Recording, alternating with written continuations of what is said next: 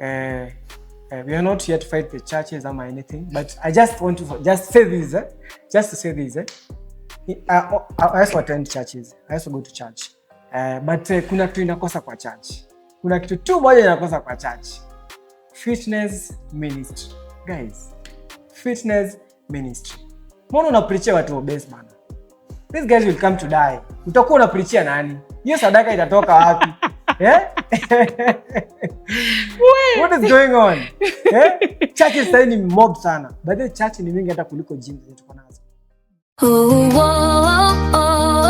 What if a single shift in your perspective could transform everything? Welcome to Perspective Flux, a podcast dedicated to evolving viewpoints, lifelong learning, and personal greatness. My name is Jemima, and I'm here to guide you through the beautiful chaos of growth. Welcome to Perspective Flux. My journey, your invitation. Welcome back to my podcast, Perspective Flux. If you missed the introduction, please rewatch again. Perspective Flux. Why it is Perspective Flux podcast and why perspective? Your point of view matters.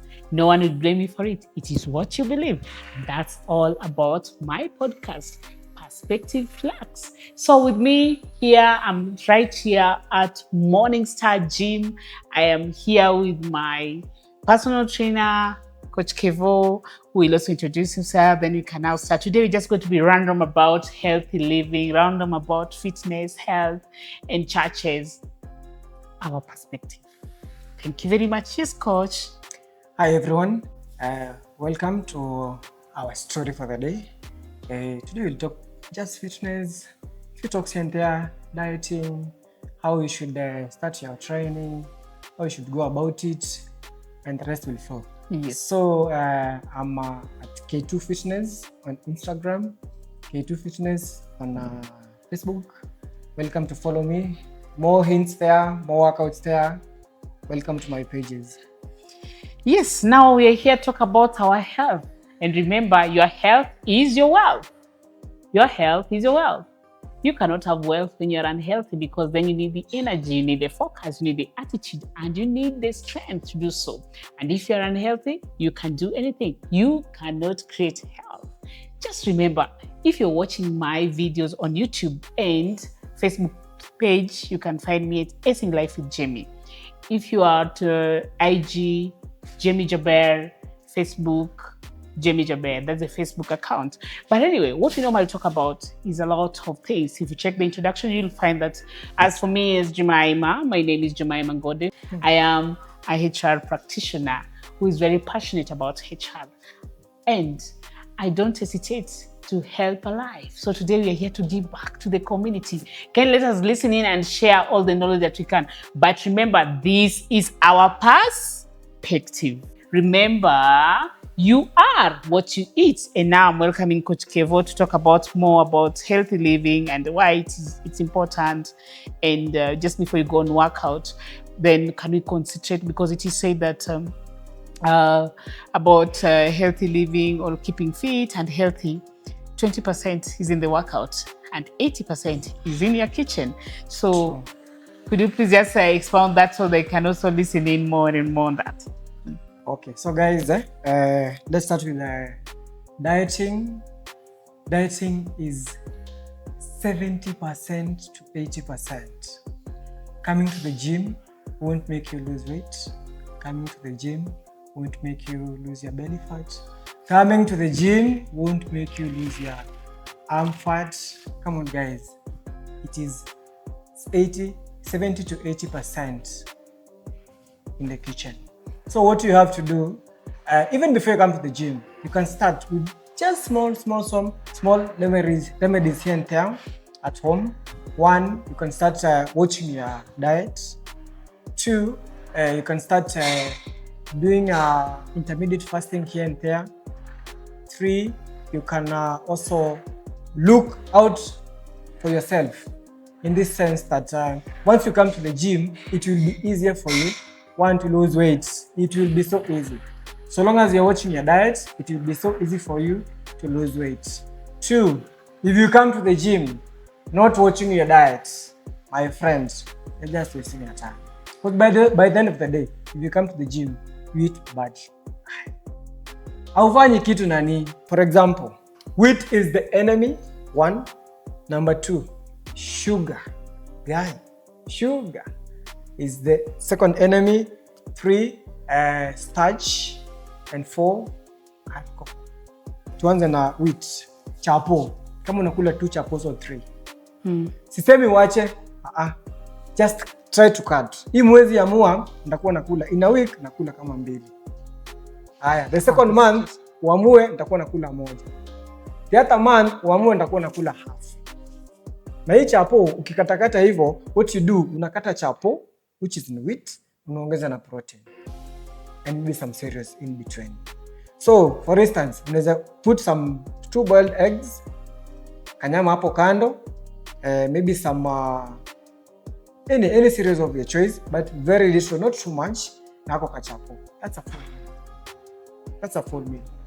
Alcohol, the other thing, my friends, you cannot build muscles when you're drinking a lot of alcohol. Impossible. It is impossible. Haiwezi work nani. Haiwezi work. I agree. We don't have to lie to each other. Haiwezi work.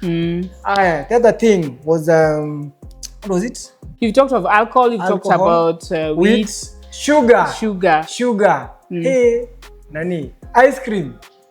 Sisemi you cut off. Hapana. Nasema just reduce the portion yenye unakula. Kama unakula twice a week, kula once. Kuna tu na hiyo cheat day. Haimaanishi hata sisi we don't cheat. We also eat all those things. But what we do, we eat it with pole. What we do, tunaikula na portions. Nikiamua hii wiki nitakula Sunday ice cream, I'll eat it. But it will take me time before nikule tena. Sisemi tena uachane na maisha huku chini, hapana. Ni tamu sana. Okay, well, I mean what you mean is that fitness is a lovely journey. It's not to frustrate you as a person. Because then you understand that you can incorporate all these things and still live a healthy life. And for me, I'm thinking, sometimes even I get to the kitchen and I have to speak to the chapos and tell them, wewe chapo wewe. Wewe chapo wewe, mimi nakuona until we run away from it. So I think it's interesting how you can even speak to the food and the food leaves you alone. Healthy living is spiritual actually. Listen to the inner voice and just say, this is enough. And also the bit you're saying that you can as well incorporate the ice cream in your diet. But then it's on portion control. But again, you have to choose whichever day. It has to be a specific day. And I think that also makes you as a human being to look forward to the Sunday. If it is Sunday that you're taking your ice cream, you look forward and say, oh my God, today is ice cream day. So then you don't have to eat it from Monday, Tuesday, Wednesday, Thursday. You just look forward to the Sunday. I think that's the secret, right? Where you just put the portion controls and also have some days on, specific days on when to go. I mean, to have some cheat sessions. Like when you talk about cheat day. Cheat day, I think also is very dangerous. I think cheat meal is okay. When you say cheat day, you'll cheat on breakfast, cheat on snacks, cheat lunch, cheat dinner, the whole day. But if you say a meal, you look forward to, like for me today, I have to say, I'm going to take bread pudding. It's called pudding bread. I am going to make it by myself from scratch. And eat. Yes. And I don't feel guilty about it because I've not done it for the 2 weeks. So I'll eat, I'll scoop. Yeah. You see, but you see that one, it's like, you're not frustrated. You don't feel like you're deprived from good things, You're also living your life. Yeah, living your life again. And I think it's important to have fun and still stay a healthy person, as opposed to feel like you are deprived from, your good things of life. Yeah, sure. So, yeah. Even what happens, to some extent, you also get yourself. You adapt to it, because once you are used to maybe cheating once a week or once a month, it also becomes as a part of your life. So it becomes easier for you even to cut off the starch and the wheat and the sugar and the alcohol. So you get it. It becomes easy for you to control it. And then to that point, once you start breaking it down, you also become easy to manage it. Yeah, I agree. There's a time when I was in the supermarket at the chocolate section. I had to literally pray over those chocolates. I said, in the mighty name of Jesus Christ, you do not have power over me. I will pass you today. I'll not eat you. I'll not buy you. It's my money. And you walk there, then you find yourself again on that section. But once you're able to fight it, in the name of Jesus Christ. Utashukuru. In the name of Jesus Christ. And by the way, your life is changing when we get to the supermarket and you're at the vegetables area. That's when you know something has happened to you. True. In fact, if you want to know something about your life, about your health status, or your, how do I call it, your attitude towards the healthy living, when you get to the supermarket, when you stand at the door, the direction that you'll take, the first direction that you take will give you the description of who you are. True. Because then, if I get to the supermarket, I know I want vegetables, because I'm going to make the salads, and I go to the grains, and I go to the what, I go to the seeds, and, But again, it's also different. Sure. When you're a witty person, you go to the bread section, chocolate, or call them what? The cakes with chocolates, whatever, the queen cakes. In fact, you even know their brands. And then also you check on your shopping basket, the shopping list, how you make it. And even your menu for the house, the meal plan, how you do it. Because again, then, you see, if you have children, you have also to teach your children on how to take care of themselves, even for their future. Sure. And even how to avail it for themselves. I remember my late dad. He's the one who introduced us on, what is it called? Watermelon. Okay, We were young, we didn't know watermelon. So this one day, he used to work with an NGO. So he went to Dadaab or whatever. I think it's Sudan or Garissa or Dadaab, one of those ones where watermelon is found. So he came with a lot of them, like 3 large ones. And then I'm like, oh, what is this? Then my mom, I could see him teaching my mom. My dad was the gentleman I know. Teaching my mom how to do, how to cut sections. Then they brought it on the table. Oh my God. We are seeing red things on the table. We're like, wow. That is watermelon. Anyway, I didn't even say that watermelon. By the way, where did it come from? Oh, teaching your kids. Sure. Yeah, so how you teach your children? The right way. The right way. So that's when you came to learn about watermelon. Please don't judge us. On that point, about teaching your children on how to eat healthy, live a healthy lifestyle. What happens? You also get like, for instance, like I have girls, 2 girls. So every time that I'm going home, I have to buy something, because every time that my daughter runs towards me, I have to have something to present to her. Oh yeah. So what happens? I, the dad, decide what to give my daughter. If I go to the supermarket and decide to buy Ringos, something, those sugary things, ice cream, I'm not teaching my daughter to eat the right way. But if I decide to go to the market and buy some fruits for her, and get home and educate her on the fruits part of it, something healthy. I'm not saying you should not buy your kids ice cream, no. But I'm saying teach them from when they are small. Ndio hata wakigrow watakuwa na hiyo concept kwa mind yao. I know when you talk about how to train your child to eat healthy stuff and also just live their lives, there's something I've also taught my son, and he's coming to it. Even when you find like there's a chance to go astray, he'll remind the person. Yeah, sure. Like in our house, we know on Sundays in the evening, not in the evening, the afternoon after church and after having our brunch, we normally take ice cream. So he knows ice cream is on Sunday. Only. Sure. So even if the auntie goes astray, mom said we only eat ice cream on Sunday. I don't want. Perfect. Yeah. So you see, those are some of the rules mom said. And then I buy a lot of the ice cream that are whatever kgs. It is in the freezer. But I don't find it misused. Okay. Because I know Sundays are the days. Because and sometimes I also see parents saying that oh, do not deprive your children from doing so and so. It is us who are deprived, so let them live. You know, as we were. Nah. We didn't find this, so we didn't find this. Oh, you know, like us chapels we used to eat during December only. What happens? You're misleading your child. Yeah. Atapotea mbaya sana. Yeah. And then they will become obese. Manze kama saa hiyo watu obese are so many. These guys are so many. Ukipita hapa hizi supermarkets zote manze watu wako kwa hot dog, mkate nini. Guys, come on. We have to do it the right way. The right way. Yeah. Kuna kitu nimekumbuka.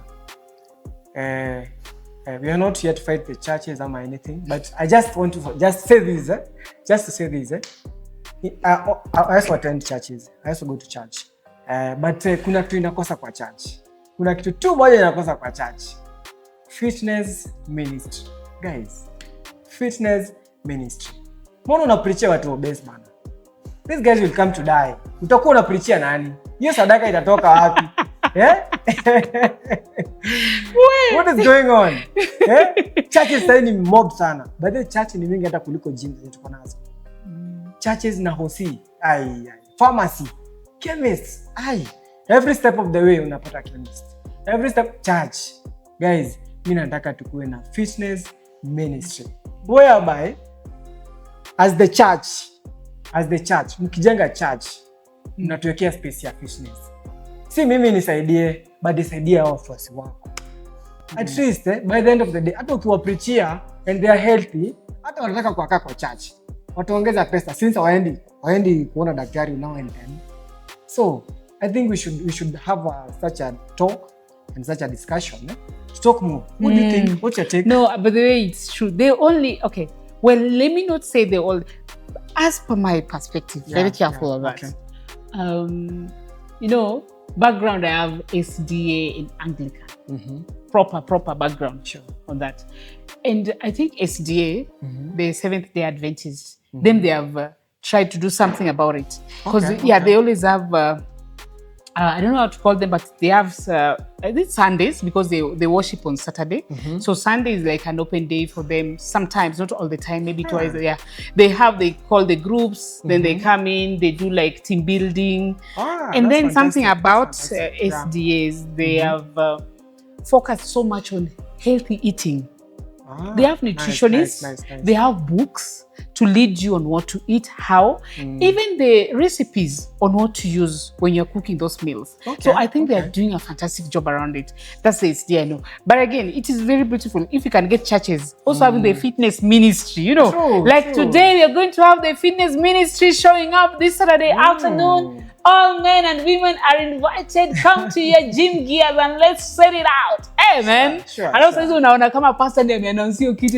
Alafu kuna the next thing, yeye amekuja. Yeye amekuja na skipping rope. It even makes it more fun. I don't know. And then you get a chance to also interact direct with your followers. Come on. I don't know. You just I don't know if it can be nice. I'm just looking for a day. Nitaitwa tu kwa church. Kwa church. Washirika wamekuja. Mimi ndio trainer wao pale mbele. Pastor, niite, I'll come to your place. Hata kama ni Saturday ama Sunday. Doesn't matter the day.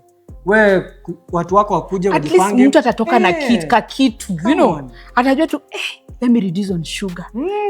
Let me skip. Let me start my steppings. Let me start counting my steps, you know, such like things. And then another thing, zile watu wameshatoa sadaka, si ndio? Watu wametoa sadaka hivi. And then now we are calling Coach Kevo from K2 to come and talk to us about specific meals that we can take and still stay healthy. And then now we are calling Coach Kevo again to come. You know, every day there's something. Just taking 2 minutes. You know, by the time you're leaving, Coach Kevo or whichever coach or whatever trainer has given you the meal plan or how to make it. You see, someone somewhere. And you know, sometimes these ministries, you don't have to touch every soul. Just one person who will change the rest. Hata Yesu. Hakuwa na workout, but was physically fit. alikuwa anatembea anafanya nini. Sasa hii life yetu ni magari, ukitoka hapa uko hapa, Uber, matatu, manze uingie kwa ofisi, ukae the whole day. Wewe tu ni kusnack, chapo, chai, nini, my friends. Yes, hata ali fast, hata Jesus fasted. People fasted. Even this intermittent fasting. Hizi talks zinafaa kuwa kwa church. Nikuja niwaambie unafaa kula hivi. Get the knowledge. Unafaa kukaa hivi. Hivyo, unafaa kufanya hivi. Hata si lazima uende gym. You can do it from home. Hapo tu nje kwako. Hata si lazima ukuwe na equipment. No. Body weight unafanya tu hapo kwa nyumba. So I think we need to educate everybody and mostly the people in church. Yes. I don't know what is happening. And this is our perspective. Guys, it is our perspective. Our point of view. So anyway, we're just finishing, and it's important that, well, I am not too sure that it's comfortable to sit on this bike for that long. And when I sit on this bike, I remember, I still give it to Morningstar. This is why I shredded all the 20 kgs. I give it to Morningstar Gym, led by Esther, and some other ex-coaches that had already left. That is Bonnie and Kolo. And Kolo used to take us through spinning classes. Kevo, I think before we leave this, we need to spin a bit. Do something, eh? Yeah. Okay. For Kolo. This is for Kolo. Collins Obengo. This is you. You taught me how to spin thoroughly. I can do it madly.